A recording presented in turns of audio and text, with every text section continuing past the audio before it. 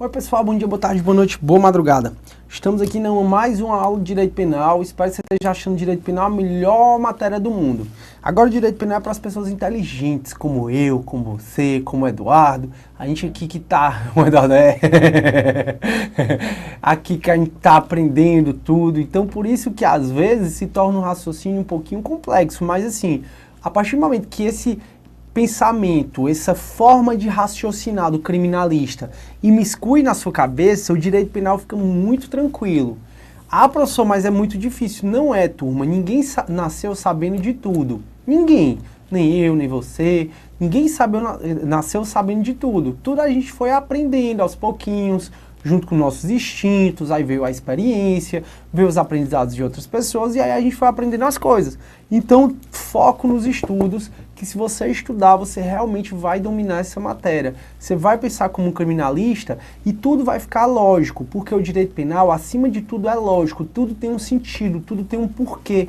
E eu tento explicar o máximo possível esses porquês para que vocês entendam tudo. Então, beleza. Turma, a gente está falando sobre roubo qualificado. E o roubo qualificado, ele ocorre quando da violência física empregada surge a lesão corporal grave ou gravíssima ou a morte.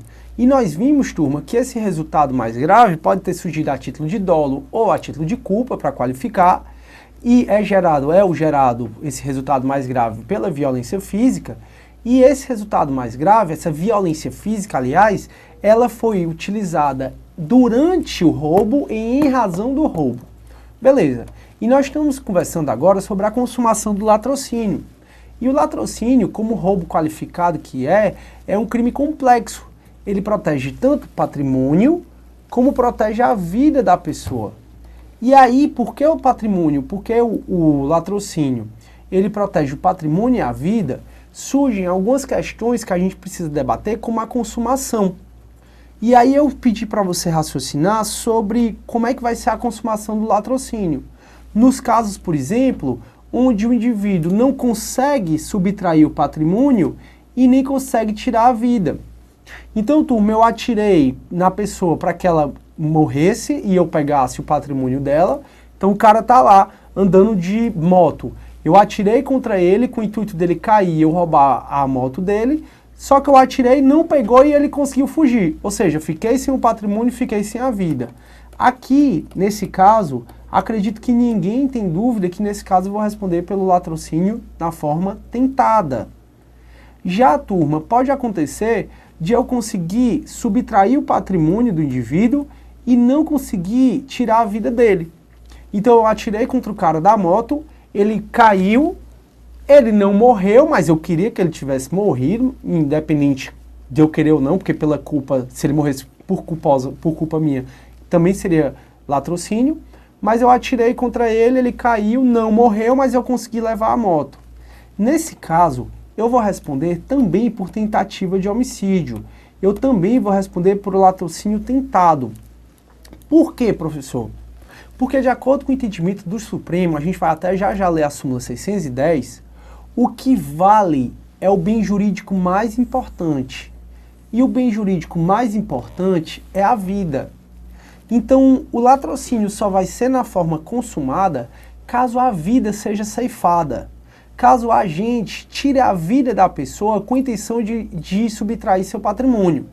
Professor, o cara atirou contra o indivíduo da moto, matou o pobre do motoqueiro, só que apareceu a polícia e ele não conseguiu levar nada, nenhum bem do motoqueiro. É latrocínio consumado? Mesmo nesse caso, é. Veja, aí a gente entra aqui na terceira situação. Na terceira situação, o indivíduo, o ladrão, ele não consegue levar o patrimônio, mas ele tira a vida. Ele atira contra o motoqueiro, vai pegar a moto, só que aparece gente. Aí ele sai correndo, não leva nada do motoqueiro. Nesse caso, como o bem jurídico mais importante, que é a vida, foi ceifado, foi atingido, vai responder pelo latrocínio consumado. Pelo latrocínio consumado. E aí, turma, na nossa última hipótese, aqui eu acredito que ninguém tem dúvida. Na última hipótese, ele consegue subtrair o patrimônio e ele consegue tirar a vida. Então ele atira contra o motoqueiro cai e ele leva a moto embora. Nesse caso, é latrocínio consumado. Então, pessoal, O mesmo raciocínio vai se aplicar quando o resultado mais grave é a lesão corporal grave. Então, o resultado mais grave, quando for a lesão corporal grave, se ocorreu a lesão corporal grave, consuma. Se ocorreu a lesão corporal grave, gravíssima, consuma, ainda que o indivíduo não tenha conseguido subtrair o bem. A gente faz o mesmo raciocínio aqui, no lugar de vida, eu tivesse colocado integridade física. Lesão corporal grave, gravíssima. Então, o latrocínio ele se consuma quando há o resultado mais grave. E a tentativa é o mesmo preceito que a gente já conversou. Vai ser tentado aqui e tentado aqui. Quando, muito embora o indivíduo tentou, ele não conseguiu tirar o resultado mais grave. Beleza. E olha o que diz a súmula 610 do STF. Diz assim: há crime de latrocínio quando o homicídio se consuma, ainda que não realize o agente a subtração de bens da vítima. Então veja que basta o homicídio se consumar, basta a vida ser ceifada, ainda que ele não consiga subtrair os bens, o latrocínio vai ser consumado. E aqui eu coloco uma questão. Se a intenção inicial era a morte e depois o agente subtrai. Então é assim, turma. Eu saí de casa e a única coisa que eu saí foi para matar meu desafeto. Quis matar o Tício. Então eu vou lá matar o Tício, o Mévio, o Caio. Eu quis matar o Tício. Fui lá, matei o Tício. Depois, quando eu matei o Tício, eu vi, porra, vou levar a carteira do Tício. Nesse caso vai ser latrocínio? Não. O latrocínio, pessoal, nesse caso, se o indivíduo vai com intenção, comete o crime, aí consuma o crime. E depois ele comete outro, ele vai responder em concurso com esse outro. Então, a partir do momento que eu saí e o meu dolo era só matar, puf, matei. Eu só vou responder pelo homicídio. Aí o homicídio se consumou. Aí depois eu olhei pra ele e disse assim, rapaz, esse cara tá cheio da grana. E subtraio ele. Aí agora eu já cometi outro crime. Porque a partir do momento que eu já atirei contra ele, o homicídio já se consumou. Por isso que nesse caso, que a intenção inicial era a morte, o cara matou, o indivíduo caiu lá. E só depois eu pensei em subtrair, nesse caso não vai ser latrocínio. Nesse caso vai ser o crime de homicídio em concurso com crime de furto. Beleza. E olha o que aqui diz a súmula 603 do STF. A competência para o processo e julgamento de latrocínio é de juiz singular e não do tribunal do júri. Nós já vimos, pessoal, quando eu estava vendo o módulo 8, aliás, módulo 7, crimes contra a pessoa, aí eu fui ver o primeiro capítulo, né, que era crimes contra a vida. E eu disse, turma, o artigo 5º, inciso 38 da Constituição Federal, diz que é competência do tribunal do júri julgar os crimes dolosos contra a vida. Então, o artigo 5º, inciso 38 da Constituição, diz que é competência do tribunal do júri julgar os crimes dolosos contra a vida. Pois muito bem, os crimes dolosos contra a vida são só aqueles que eu apresentei que estão do artigo 121 a 128 do Código Penal. O latrocínio, aquele que você mata para roubar, ele não caracteriza crime contra a vida, ele caracteriza crime contra o patrimônio. Daí porque quem vai julgar o latrocínio não é o juiz da vara do júri. Quem vai julgar o latrocínio é o juiz da vara singular, é o juiz da vara criminal e não o juiz da vara do júri. E turma, essa observação aqui final, eu já coloquei para vocês que não incide no parágrafo 3º, que é do roubo qualificado, né, pelo resultado mais grave, não incide nesse parágrafo 3º as causas de aumento de pena do parágrafo 2º. Perfeito. Com isso, a gente encerra o crime de roubo. E aí, turma, eu não ia fazer nem isso agora, mas eu resolvi que vou fazer. Eu vou resolver algumas questões com vocês sobre furto e roubo. Por que eu decidi, por que eu não ia fazer? Porque algumas questões vão exigir que você saiba um pouco de extorsão, um pouco de apropriação indébita, um pouco de estelionato, que são questões que a gente vai discutir mais na frente. Então, assim, eu ia resolver essas questões só no final desse módulo mesmo, desse módulo 8. Aliás, módulo 9. Só que, na realidade, eu resolvi fazer pelo menos algumas questões agora. E diz assim, ó. Primeira questão. Marcos, armado com uma pistola automática, invadiu durante a madrugada, com a intenção de subtrair joias preciosas, uma joalheria, após escalar o muro que dá acesso à loja e arrombar a porta. Então veja, o Marcos aqui, ó. O Marcos, só para eu grifar o que é mais importante. Ele estava com uma pistola automática, ele invadiu de madrugada, repouso noturno aí, com a intenção de subtrair joias preciosas, uma joalheria após escalar o muro, a qualificadora da escalada, que dá acesso à loja e arrombar a porta, qualificador do arrombamento. Porém, em razão da resistência do vigia noturno, que reagiu ao assalto e foi morto por Marcos, este não conseguiu levar nada. O vigia noturno, ele resistiu ao assalto, só que ele foi morto. Nessa situação hipotética, o crime praticado por Marcos caracteriza como o quê? Turma, ele quis subtrair. Chegou lá e encontrou a resistência do vigia noturno. A questão diz que ele atirou contra... A questão diz, aliás, que o vigia noturno, ele reagiu e acabou sendo morto. Só que, no final das contas, o Marcos não conseguiu levar nada. Nesse caso, importava se ele tinha conseguido levar alguma coisa ou não? Turma, para tipificação do crime, não. Nesse caso, a gente acabou de estudar a súmula 610 do STF. Se o indivíduo, para subtrair, ele causa a morte de alguém, ainda que essa morte ocorra na forma culposa, o crime é de latrocínio.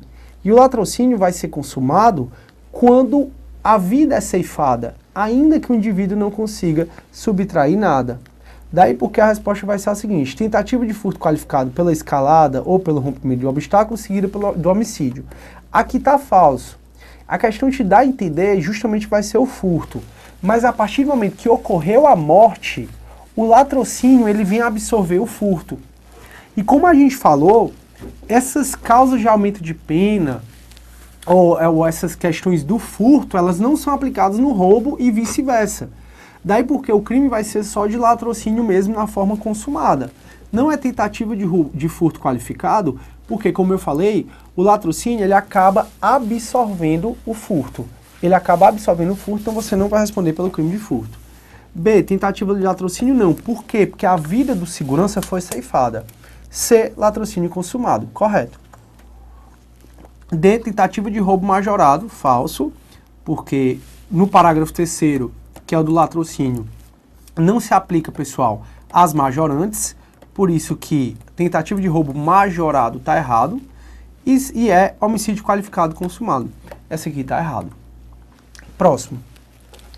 Uma empregada doméstica, percebendo que os proprietários encontravam-se na cama, sorrateiramente tranca a porta do quarto com a chave pelo lado de fora, impedindo-os de acessar outros cômodos da residência.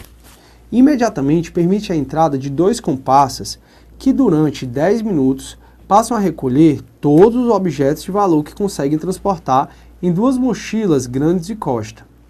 Os proprietários levantam com um barulho e, ao tentarem sair do quarto, percebem estar trancados naquele ambiente. Quando passam a chamar pela empregada, que todavia ignora deliberadamente o chamado, abandonam o emprego com os demais membros do grupo após a empreitada criminosa. Pela janela da casa, conseguem chamar um vizinho, que adentra ao imóvel e destranca a porta do cômodo. Após saírem do quarto, os proprietários percebem o desaparecimento de vários objetos de valor, bem como a ausência da empregada. A polícia foi acionada e foi sendo registrada a ocorrência com codificação principal D. E aí, turma? Vai ser roubo, furto, cárcere privado e apropriação indébita. Vai ser qual dos 3? A apropriação indébita nós não vimos. Mas a apropriação indébita é você ter uma coisa de boa fé e depois praticar atos como se dano fosse. Então, a apropriação indébita não é. É você me emprestar seu celular, eu recebo seu celular, o seu computador, eu estou usando uma boa, e aí um dia você me pede de volta e eu digo, rapaz, sinto muito, agora eu vou ficar. Isso é a apropriação indébita do artigo 168. Cárcere privado também não é. Porque cárcere privado, seu objetivo é retirar... o seu objetivo é tão somente tolher a liberdade da vítima. Não é cárcere privado, porque aqui a vítima só teve a liberdade tolhida exatamente porque queria roubar ou assaltar, ou queria furtar. E aí surge o roubo e surge o furto. Qual deles você acha que é? Pessoal, Aqui, pelo enunciado, não houve nem violência nem grave ameaça, porque ela só trancou a porta pelo chave, impedindo de acesso a outros cômodos. Então, a resposta correta é para ser B de bola, que é para ser o furto. Agora, salvo engano, eu não sei se foi esse o concurso, agora eu tô, porque foi assim, faz quase uma semana que eu não gravo, porque dia de terça e quinta eu divido com a tia Lid, e ela quinta, e eu geralmente venho no primeiro horário e ela no segundo. E aí a tia Lid na quinta passada disse que vinha no primeiro horário, e acabou não vindo, me ligou depois dizendo pra eu ir, só que também não dava pra eu ir, eu sei que no final ninguém veio gravar. E aí, turma, como faz um tempinho que eu coloquei essa questão e eu não trouxe meu material, salvo engano, a banca, eu vou até dar uma olhada nisso, na próxima aula eu digo, tá? A banca colocou a resposta como A de avião, roubo, mas não é o roubo. Esse aqui é o furto, eu vou até confirmar se é isso. Não é roubo, turma, exatamente porque não houve nem violência, nem grave ameaça. Perfeito. Terceira questão.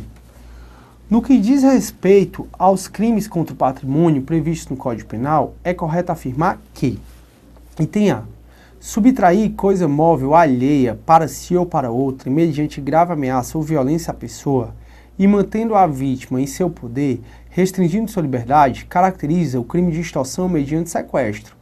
Turma, não necessariamente extorsão mediante sequestro vai ser subtrair coisa alheia móvel, mantendo a vítima em seu poder, restringindo a sua liberdade. Tá falso. A extorsão mediante sequestro, turma, ela vai ser quando você sequestra, a gente vai até conversar um pouco mais sobre isso, tá? A extorsão mediante sequestro, ela vai ser quando você sequestra a vítima para pedir resgate, para pedir dinheiro, para pedir o resgate dela. Então, sequestrar para pedir resgate vai ser extorsão mediante sequestro. Sequestro relâmpago, até a gente conversou na aula passada um pouco sobre o sequestro relâmpago. No sequestro relâmpago, é você tolher a liberdade da vítima para poder subtrair os bens dela. Então aqui, a partir do momento que você subtrai coisa alheia móvel para si ou para outra, mediante grave ameaça ou violência, mantendo a vítima em seu poder, é o roubo qualificado pela restrição da liberdade da vítima. Portanto, não é extorsão mediante sequestro. É o artigo 157, parágrafo 4º, aliás, artigo 157, parágrafo 2º, inciso 5, não é essa? B de bola. O crime de furto é qualificado se praticado com destruição ou rompimento de obstáculo à subtração da coisa. Essa está correta. Realmente, o crime de furto furto qualificado se praticado com destruição ou rompimento de obstáculo à subtração da coisa. Até a gente conversou sobre o roubo de veículo, porque essa violência tem que ser contra algo que não contra a própria coisa que você vai subtrair, e sim contra algo que te impede a chegar ao bem. Mas a gente discutiu, né? Então quer dizer que se eu quebrar a janela do carro para levar o carro, como a violência está sendo empregada contra o próprio carro, não vai ser o roubo qualificado, né? Não vai ser o furto qualificado. Antigamente era assim, hoje em dia não mais. O item C está ruim demais de ver. Sequestrar a pessoa com o fim de obter para si ou para outra em qualquer vantagem como condição de preço ou resgate, aqui eu não consigo ler o resto. E aí, turma, eu vou até passar por conta porque extorsão mediante sequestro e o sequestro relâmpago, que não é a mesma coisa, a gente vai estudar na próxima aula. Na próxima aula não, mais para frente. Por enquanto só viu furto e roubo. D. O crime de furto é qualificado se praticado durante o repouso noturno. Pessoal, o furto qualificado é o que está no parágrafo 4º. Para ser furto qualificado, tem que ter uma causa de aumento de pena. Lá, a causa de aumento de pena realmente é de 2 a 8 anos, como eu havia falado. O repouso noturno ela vai gerar uma majorante. O repouso noturno vai gerar uma causa de aumento de pena. Portanto, não é o item D de dado. E o item E diz assim: quem acha coisa alheia perdida e dela se apropria, deixando de restituí-la ao dono legítimo ou possuidor, ou de entregá-lo à autoridade competente dentro do prazo de 15 dias, não comete crime, se desconhece a identidade do proprietário do objeto. Falso.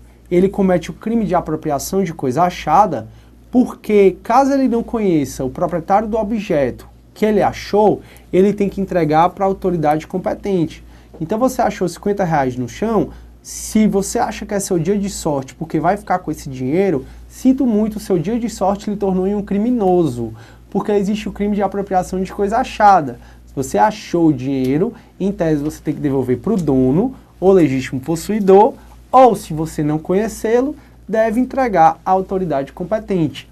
Então essa questão está errada por conta dessa parte final, que diz: não comete crime se desconhece a identidade do proprietário. Comete sim crime, mas porque tem que entregar para a autoridade policial. Próxima questão.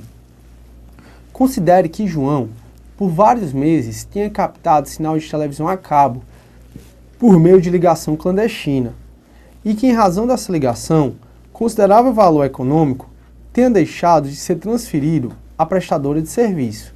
Então preste atenção que aqui é sinal de TV a cabo, não é energia elétrica. Aí considerável valor econômico tenha deixado de ser transferido à prestadora de serviço. Aí diz assim: nessa situação hipotética, considerando-se o entendimento do Superior Tribunal de Justiça a respeito da matéria, João praticou crime de furto de energia. E aí, turma, foi ou não foi? Aqui, quando eu fui falar sobre o furto de energia, eu disse assim, turma, lá no artigo 155 existe a equiparação da coisa alheia móvel à energia elétrica. Será que captar sinal de TV, será que captar sinal de internet caracteriza o furto? Então você clandestinamente capta sinal de TV a cabo, você clandestinamente capta sinal de TV. Será que caracteriza o crime de furto de energia? Turma, aqui o ideal é memorizar. Para o STJ, a jurisprudência mais recente diz que quando você capta sinal de TV a cabo, e representa considerável prejuízo econômico, responde sim pelo furto. Daí porque, de acordo com a jurisprudência do STJ, estaria correta. Mas olha que doido. O próprio STF recentemente deu uma decisão que você subtrair Wi-Fi, né, internet do vizinho, não caracteriza o crime, não caracteriza o crime de furto. E antes, turma, é porque essa decisão do STJ ela também é bem recente, porque tem até algumas decisões do STJ falando que sinal de TV a cabo não é energia. Seria energia eólica, energia gravitacional, energia genética, mas não sinal da TV a cabo não é energia. Na minha opinião, essa decisão do STJ, que foi até mais recente, ela até faz uma interpretação extensiva para prejudicar o réu. Porque a lei por nenhum momento diz que sinal de energia elétrica, sinal de TV a cabo, é equiparado à energia elétrica. E sinal de TV a cabo não é energia elétrica, então em tese não poderia haver o furto. Só que a decisão mais recente da STJ, que até é contraditória com o STF, ela diz que incide sim no crime de furto. Então beleza. Próxima questão. Engraçado, turma. Eu coloquei aqui 8 questões. E eu não sei porque, aí eu salvei no Dropbox e aí baixei. E aí eu não sei porque o Dropbox só mandou, das 8 que eu mandei, só mandou 4. Ele só queria que eu resolvesse 4. Então é isso, a culpa é minha. Eu vou então, turma, continuar a nossa aula e a gente vai passar a ver o crime de extorsão. Em tese era para eu ver essa aula toda, só as questões para na próxima aula a gente começar a crime de extorsão. Mas como falta um tempinho para acabar a aula, aí eu vou já começar o capítulo 2 ainda, aliás, continuar o capítulo 2. No capítulo 2 a gente já viu o crime de roubo. E agora a gente vai estudar o crime de extorsão, que está no artigo 158. E diz assim: constranger alguém mediante violência ou grave ameaça e com o intuito de obter para si ou para outra indevida vantagem econômica, a fazer, tolerar que se faça ou deixar de fazer alguma coisa. Olha como esse crime é interessante. A primeira coisa que eu quero que você perceba é que esse crime ele é de maior potencial ofensivo. A pena mínima dele é de 4 anos. Então esse crime é de alto potencial ofensivo. E esse crime, assim como o roubo, é um crime complexo. É um crime complexo exatamente porque protege mais de um bem jurídico. E esse crime meio que junta o crime de ameaça com o crime de constrangimento ilegal. Se você pensar, esse crime de extorsão, ele é meio que a fusão do crime de ameaça com o crime de constrangimento ilegal. Por quê? Porque ele diz constranger alguém mediante violência ou grave ameaça e com o intuito de obter para si ou para outra indevida vantagem econômica a fazer, tolerar que se faça ou deixar de fazer outra coisa. Esse crime de extorsão, ele está dentro dos crimes contra o patrimônio. Então não poderia ser diferente a extorsão, pessoal, do que requerer da vítima uma vantagem econômica. Agora, como eu até já andei comentando, eu apontei a arma para o Eduardo e disse: Eduardo, passa a carteira. Essa situação, ela consegue ser subsumida, ou seja, você consegue encaixar essa situação tanto no roubo como na extorsão. Então no roubo, a gente já viu, né? Se eu coloquei a arma na cabeça do Eduardo e disse passa a carteira e ele passa, é o roubo. Agora olha para cá, ó. Eu estou constrangendo alguém, no caso o Eduardo, mediante grave ameaça com a arma, com o intuito de obter para mim vantagem econômica, que é a carteira dele, e eu estou constrangendo ele a fazer alguma coisa, que é passar a carteira. Então, em tese, pessoal, na teoria, esse crime de extorsão e essa situação, ela caracterizaria tanto roubo como extorsão. Mas não pode caracterizar as duas coisas. Não pode caracterizar as duas coisas exatamente porque porque senão seria bis in idem. Mas aí, turma, a doutrina traz algumas diferenças entre o crime de roubo e o crime de extorsão. Por exemplo, no crime de roubo, o agente subtrai alguma coisa. E o crime de extorsão, o agente faz com que seja entregue. Mas mesmo assim, essa característica, essa diferença, ela não é suficiente para diferenciar o crime de roubo do crime de extorsão. Porque se eu boto a arma na cabeça do Eduardo, o Eduardo fica paralisado e eu pego a carteira dele, continua sendo o crime de roubo. Então, parte da doutrina que diz que a diferença entre o roubo e extorsão é que no roubo o agente subtrai e na extorsão faz com que seja entregue, na realidade, os dois casos podem caracterizar o crime de extorsão. Já no roubo, o mal prometido é agora, é iminente. Já na extorsão, o mal prometido é um mal futuro. Esse item também não é suficiente para diferenciar o roubo da extorsão.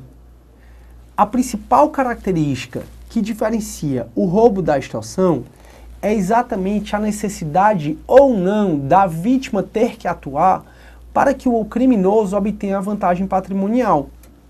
Então veja, no roubo, tanto faz se a vítima atua ou não. Porque no roubo, mesmo que a vítima atue, se fica caracterizado que o agente consegue, que o criminoso consegue o bem jurídico que ele queria, mesmo sem a vítima atuar, nesse caso seria o caso de crime de roubo. Então eu boto uma arma no Eduardo, Eduardo, passa teu computador. Tanto faz o Eduardo me entregar ou não me entregar. Por quê? Porque mesmo que o Eduardo não me entregue, eu posso muito bem puxar o computador dele e levar. Isso caracterizaria, portanto, o roubo. Porque o roubo não importa se a vítima atua ou se a vítima não atua. Já é diferente na extorsão. A extorsão é imprescindível, é indispensável a colaboração da vítima. Em outras palavras, vai ser extorsão quando o agente só vai conseguir a vantagem patrimonial caso a vítima atue.